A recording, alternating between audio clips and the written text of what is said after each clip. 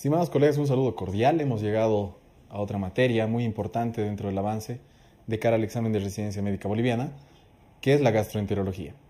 Son 6 temas bastante bien seleccionados por el Ministerio de Salud, tomando en cuenta que la prevalencia y necesidad de conocimiento de estos temas en el diario médico como nosotros, ¿no? O sea, desenvolviéndonos con nuestros pacientes. Estos temas son hemorragia digestiva, vamos a ver el tema de las hepatitis, vamos a ver insuficiencia hepática aguda, insuficiencia hepática crónica, síndrome del colon irritable, ahora llamado síndrome del intestino irritable, y también la enfermedad inflamatoria intestinal.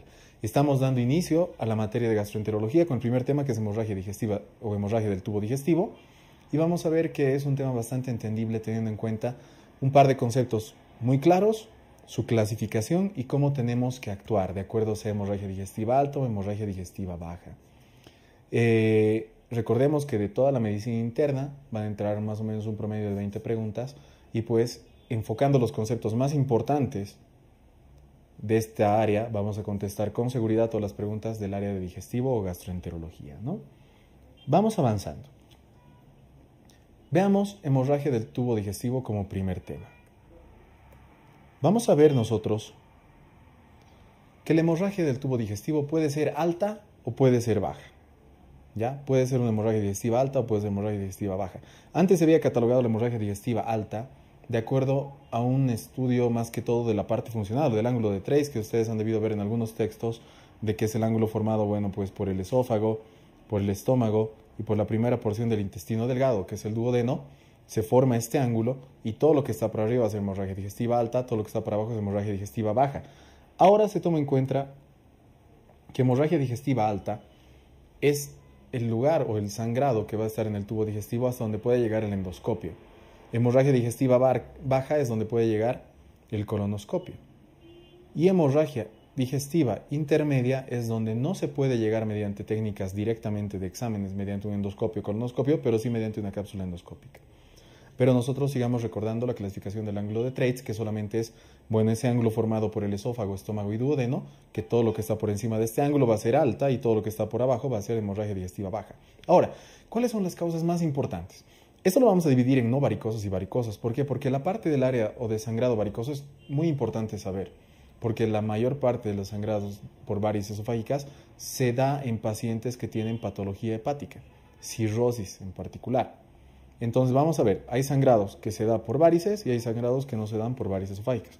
Por ejemplo, en este gráfico estamos mostrando una que sí es netamente producida por una varice esofágica, ¿no? Por ese aumento de la presión portal que dilata la parte venosa, forma esas varices en el esófago y produce un sangrado. Eso lo vamos a tocar en el tema de cirrosis. Pero ahora veamos las causas de hemorragia digestiva alta que no se deben netamente a varices esofágicas. ¿Cuál será la causa más importante y más frecuente? Van a ser el ulcus péptico, las úlceras pépticas. Otras causas, pueden haber muchas, erosiones, por ejemplo, el síndrome de Mallory-Weiss, esas personas que consumen mucho alcohol o que tienen muchos vómitos, con los vómitos, como son ácidos y la mucosa del esófago no está acostumbrada a recibir este ácido, pues se va lesionando, empieza a sangrar y se vomita, ¿no? Entonces es un sangrado después de los vómitos, síndrome de Mallory-Weiss. O de Dolofiu. ¿Qué es el síndrome de Dolofiu? Por ejemplo, son arterias bastante tortuosas, bastante dilatadas, son anormalidades vasculares en pocas palabras, que están en la submucosa, podemos ver acá, en la submucosa del estómago, están más que todo en el estómago, también puede estar en el intestino delgado proximal, pero que se dilatan, y cualquier erosión o lesión a este nivel puede causar un sangrado en las mismas y una hemorragia digestiva alta. Los tumores son otra causa de hemorragia digestiva alta, las erosiones, etcétera. No, pero las más frecuentes de lejos va a ser la úlcera péptica, las erosiones o lesiones causadas por enfermedad ulcerosa péptica. ¿Cuál es la clínica, obviamente, de una hemorragia digestiva alta? ¿Qué va a tener? Vómitos netos, sangre fresca, hematemesis, lo que llamamos, o vómitos en pozos de café. ¿Por qué se llaman en pozos de café? Pues porque la sangre ya ha entrado en contacto con el ácido clorhídrico, ha tomado ese color, esa característica como en pozos de café, y eso es lo que nosotros vemos del vómito, melenas. ¿Por qué? Porque estás tragando la sangre, los pacientes están tragando, están digiriendo esa sangre, va a pasar, va a ser digerida, y pues hay esas defecaciones melénicas, malolientes de color negro. Hematoquesia, nosotros nos preguntaremos por qué se puede producir hematoquesia. En primer lugar, ¿qué es hematoquesia? Es la expulsión de sangre viva por el ano, si es una hemorragia digestiva alta. Pero recordemos que una hemorragia digestiva alta puede tener un tránsito rápido. Es como una persona cuando tiene diarrea, puede tener un tránsito rápido. Es lo mismo la hematoquesia. La sangre no va a tener tiempo de digerirse y se bota sangre neta por el ano. Pero esto se da en una hemorragia digestiva alta de tránsito rápido. Y pues lógicamente la hipoperfusión. Si estamos perdiendo sangre, el paciente va a estar hipoperfundido, va a estar taquicárdico, hipotenso, va a estar con alteraciones de la concentración, va a estar desganado, etcétera, ¿no? Van a haber muchas alteraciones que nos orientan a una hipoperfusión. Recordemos, hemorragia digestiva alta es aquella hemorragia que se encuentra por encima del ángulo de Treitz, que es el ángulo formado por el esófago, estómago y duodeno. También se considera hemorragia digestiva alta la hemorragia que, bueno, nosotros podemos lograr estudiar mediante el endoscopio. ¿Cuáles son las causas más frecuentes? La úlcera péptica. ¿Cuáles son otras causas de hemorragia digestiva alta? No varicosa, los tumores, las erosiones, podríamos nombrar al síndrome de Mallory-Weiss o enfermedad de Dolopheu, que es la dilatación de esas venas o, bueno, arterias tortuosas que están en la submucosa del estómago. ¿Qué más debemos recordar de esta parte? La clínica. Obviamente, si está sangrando un vaso arriba, ¿qué va a tener? Vómitos de sangre. ¿Qué se llama eso? Hematoquesia. O vómitos en pozos de café. ¿Por qué? Porque ya ha sido la sangre, bueno, ha entrado en contacto con el ácido clorhídrico y tiene esas características de pozos de café. Melenas. ¿Por qué? Porque se ha digerido la sangre, ha atravesado todo el tubo digestivo, se ha eliminado esas deposiciones negras malolientes, se denominan melenas. O hematoquesia. ¿Qué es la hematoquesia? Que va a ser la expulsión de sangre roja viva por el ano en una hemorragia digestiva alta, obviamente que tenga un tránsito bastante rápido. Y pues si estamos perdiendo volumen, el paciente va a estar con hipoperfusión. Hay una clasificación, de acuerdo al estudio endoscópico, de un vaso sangrante, y es la clasificación de Forrest. Esta clasificación de Forrest es bastante importante para saber qué tenemos que hacer con el paciente a priori, en el momento, stat. Se realiza una endoscopía y puedes encontrarte ya sea con un vaso que esté sangrando a chorro, puedes encontrarte con un sangrado en sábana, puedes encontrarte con un vaso visible, un vaso que tú veas ahí que ha dejado tal vez de sangrar recién, pero un vaso. Puedes encontrarte con un coágulo adherido, ¿ya? Que esté sobre un vaso sanguíneo. Puedes encontrarte con puntos de hematina, o sea que ha sido un sangrado no muy reciente, o una capa de fibrina que es una cicatriz. Estamos yendo de mayor a menor severidad. Y esa es la clasificación de Forrest. Se realiza una endoscopía en un paciente que ha tenido una hemorragia digestiva alta. Si ves un vaso sangrando a chorro, es 1A. Si el sangrado es en sábana y no es a chorro, es 1B. Ahora, de acuerdo a los vasos y a la característica de estos, vamos a clasificarlas. Es el Forrest 2, que va a ser un vaso visible, Forrest 2A. Un coágulo adherido al vaso va a ser un Forrest 2B. Y los puntos de hematina sobre ese vaso sanguíneo que ha sangrado no recientemente es un Forrest 2C. Y obviamente una cicatriz, una capa de fibrina sobre un sangrado pasado es un Forrest 3. Volvamos a repasar. Alto riesgo de recidiva, bajo riesgo de recidiva. ¿Qué tiene más oportunidad de sangrar? Pues las muestras o los signos que tú veas en la endoscopía de un sangrado reciente. ¿Qué serán esos signos de un sangrado reciente? Obviamente va a ser que esté sangrando, que el sangrado sea en sábana, que estés viendo ese vaso sanguíneo en cualquier rato va a volver a sangrar, que haya un coágulo que se puede desprender y puede volver a sangrar. Entonces hasta ahí son signos de alto riesgo de recidiva. Es un paciente que puede en cualquier instante volver a tener un sangrado, una hemorragia digestiva alta. Catalogándolo en la escala de Forrest. Forrest 1A, a chorro. Forrest 1B, en sábana. 2A, vaso visible. 2B, coágulo adherido. Hasta ahí es de alto riesgo. ¿Qué pasa en pacientes de bajo riesgo de sangrado? Que ya no tienen, o no es muy importante tomar técnicas más drásticas sobre esos vasos sanguíneos. Pues será el 2C porque tiene puntos de hematina. Quiere decir que ha sangrado ese vaso pero ya hace tiempo y se está formando una cicatriz. O el 3, el Forrest 3, que ya están cubiertos por netamente una capa de cicatriz o fibrina, ¿no? Y como podemos ver, estos son los gráficos netamente de cada uno de la clasificación de Forrest. ¿Qué hacemos con los pacientes con un sangrado digestivo alto.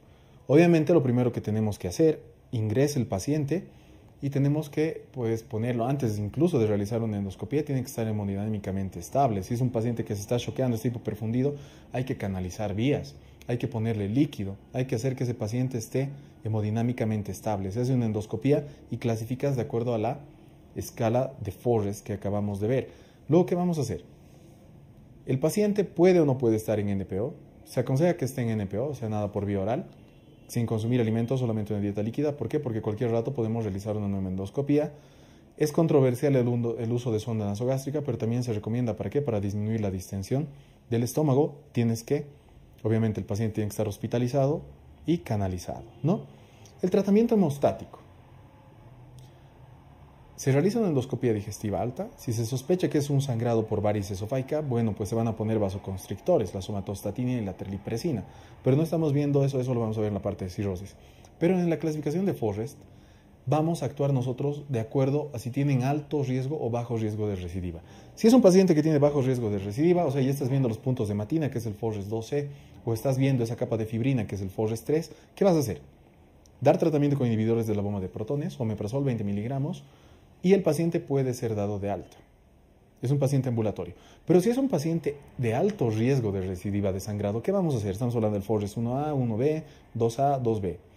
Esos pacientes, o sea, que tienen sangrado a chorro, sangrado en sábana, que tienen un vaso visible o un coágulo adherido, necesitan ser hospitalizados, canalizados, evaluados hemodinámicamente, tienen que estar estables y realizar un tratamiento endoscópico. ¿Cómo se realiza este tratamiento endoscópico? Mediante un endoscopio se va a realizar primero una punción con adrenalina. Eso disminuye mucho el sangrado de ese vaso, de acuerdo en qué clasificación esté.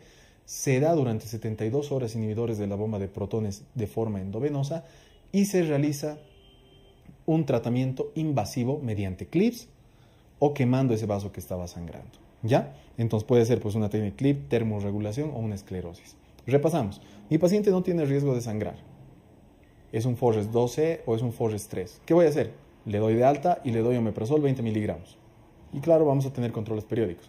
Mi paciente tiene mucho riesgo de volver a sangrar. ¿Por qué? Porque le hemos estabilizado, lo hemos ingresado, le hemos realizado una endoscopia y está en un Forrest 2A. Tiene riesgo de sangrar, ¿qué hacemos? Pues una endoscopía, le ponemos un clic, adrenalina y inhibidores de la bomba de protones endovenosos durante 72 horas, ¿no? Obviamente el tratamiento se va a mantener con los inhibidores de la bomba de protones durante un par de horas más, diré durante un par de días. En estos pacientes el tratamiento se mantiene 4 semanas, si es una úlcera duodenal, inhibidores de la bomba de protones, 4 semanas. Pero se mantiene durante más semanas, 8 semanas, si es una úlcera gástrica. Y no olvidemos que después de 8 semanas, el tratamiento es indefinido, la úlcera gástrica, ¿no? Porque tenemos que mantener, el estómago es el que tiene ese ácido, tenemos que cauterizar ese ácido hasta que se sane el paciente. El tratamiento entonces, úlcera duodenal, luego que he estabilizado al paciente y le he dado IVPs por 72 horas, le voy a dar además IVPs por vía oral durante 4 semanas si es una úlcera duodenal. Pero si es una úlcera gástrica, le voy a seguir dando IVPs a este paciente durante muchas semanas, si es úlcera gástrica, hasta que consideremos prudente. Pero después de 8 semanas, se le vuelve a realizar una endoscopía digestiva alta al paciente para ver cómo está esa lesión sangrante, ¿no? No olvidemos que también hay que realizar estudios de Helicobacter pylori y si es positivo, pues tratar esta infección. Hemorragias del intestino delgado. Las hemorragias del intestino delgado no se logran apreciar. Claro, si están en el duodeno, puedes lograr verlas mediante una endoscopia digestiva alta. Pero si están en el ileón terminal, tal vez se pueda llegar un poco a ver con un colonoscopio. Pero si están netamente en el yeyunio o en el ileo proximal, pues no podemos nosotros ver directamente con una endoscopia digestiva alta o una colonoscopia. ¿Qué vamos a hacer? Utilizar una técnica que se llama cápsula endoscópica, y es como su nombre lo dice, es una endoscopia, es una cámara, una cápsula que se la traga y pues va a ir registrando este sector del intestino delgado. Ahora, no es muy frecuente, se da sobre todo por angiodisplasias la hemorragia del intestino delgado, y más que todo se da en ancianos o en pacientes que sean anticoagulados y antiagregados. Y en ancianos tenemos que relacionar esto a una patología porque en un anciano que tenga hemorragia del intestino medio, o sea, del intestino delgado, que tenga una valvulopatía, sobre todo aórtica, se denomina síndrome de Heibe. Y eso se da por angiectasias, ¿ya?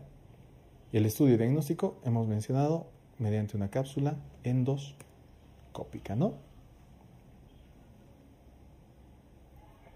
Vamos viendo. Hemorragia digestiva baja. Hemorragia digestiva baja es aquella hemorragia que nosotros logramos estudiar mediante una colonoscopia, que llegamos mediante el colonoscopio, o sea, vamos ano, recto, vamos a ir al intestino pues descendente, el transverso, vamos a llegar a la parte cecal, perdón, recién, y vamos a llegar hasta el ilion terminal. Pero,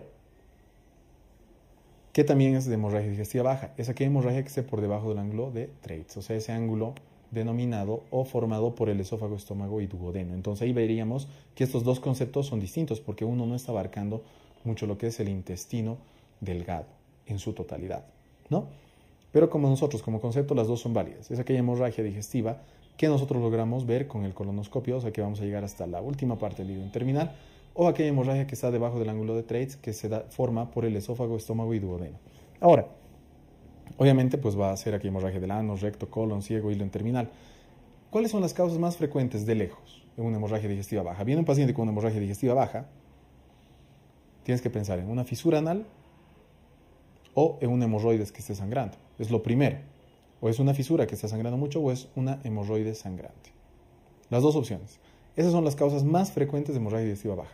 Pero ¿cuáles son las causas de hemorragia digestiva baja más frecuentes que necesitan hospitalización? O sea, una fisura anal o un hemorroide, ¿necesitas hospitalizarlos? No, a no ser que sean complicadas, que estén infectadas, etc. ¿no? Pero los pacientes que tienen hemorragia digestiva baja y necesitan ser hospitalizados con mayor frecuencia son una pospolipectomía, o sea, alguien que le han sacado un pólipo y ese pólipo está sangrado, pues tienes que ingresar al paciente, realizar un tratamiento invasivo y que pare el sangrado. Un divertículo sangrante también, por ejemplo, un tumorcito que esté sangrando. Esos pacientes tienen que ser hospitalizados y tratados, porque si no la hemorragia va a persistir. Vamos. La clínica, por ende, va a tener rectorragia, o sea, va a haber sangrado por el recto, va a tener hematoquesia, va a haber sangrado, una hemorragia digestiva baja que hay sangre viva que está saliendo por el ano, y melenas. ¿Por qué te preguntarás, pero por qué una melena si la melena necesita digestión? Sí, pero recordemos que la hemorragia digestiva baja se denomina aquella hemorragia por debajo del ángulo de Treitz. Y si es un ilion que está sangrando y el tránsito es bastante lento, pues se puede digerir esa sangre y puede ser considerada melena. Es fácilmente una melena que tú estás viendo, es una deposición negra maloliente que es de un sangrado digestivo bajo, pero de tránsito lento, por eso ha llegado a tener pues esas características. El control, si es una hemorragia digestiva baja, es el mismo. Tienes que controlar, tienes que hacer que el paciente esté hemodinámicamente estable. Si es que está hemodinámicamente inestable, pues tienes que canalizar vías, tienes que actuar en el momento, tienes que parar el sangrado, tienes que indagar sobre el consumo de medicamentos, AINES u otro tipo de medicamentos que puedan estar haciendo sangrar al paciente. Realizar tacto rectal, realizar una inspección del área para ver si no es una fisura anal, si no es un hemorroide sangrante. En caso de que sea, pues tratar las mismas. Y valorar el uso de soluciones para tener un control volémico adecuado. Después de una valoración, pues ya tendremos el tratamiento, después de que el paciente esté estable, de acuerdo a lo que esté teniendo. Si es una fisura y demás, es un tratamiento tópico. Si es persistente, como ya habíamos dicho, soporte. Si es grave, canalizamos 2 vías y tenemos que ver qué está sangrando. Realizamos un angiotac o una angiografía. Y si todo fracasa después de que hemos hecho la angiografía, hemos canalizado al paciente y sigue mal, pues tenemos que realizar el tratamiento netamente quirúrgico, ¿no? Con eso hemos terminado el primer tema de hemorragia digestiva. No olvidemos, la dividimos en hemorragia digestiva alta, tanto la parte varicosa y no la varicosa, y también en hemorragia digestiva baja. Espero que haya sido de mucha utilidad. Todos los demás datos los encontramos dentro del ABCMed. No recuerdes que hay que estudiar así solamente los detalles más importantes y conceptos que nos ayuden a recordar el día del examen, los conceptos, tratamientos, diagnósticos más importantes de cada patología.